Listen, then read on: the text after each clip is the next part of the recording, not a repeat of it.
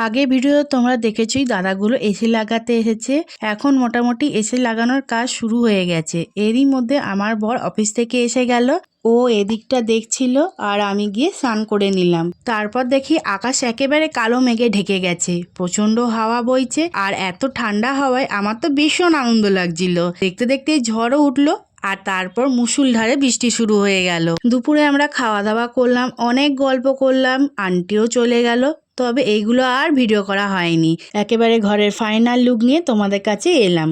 Dressing টেবিলটা সরিয়ে আলমারির পাশে রেখে দিয়েছি। ঘরটা দেখেছো পুরো বড় বড় লাগছে। অবশেষে এসিটাও লাগানো সম্পূর্ণ হয়ে গেছে। আমার তো ভীষণ আনন্দ হচ্ছে, এই গরমে এবার থেকে ঠান্ডা ঠান্ডা ঘরে আরাম করে থাকতে পারবো। সন্ধেবেলা প্রথমবার এসিটা চালানো হলো। সত্যি বলতে কি যে আনন্দ হচ্ছে আমার, তা বলার নেই।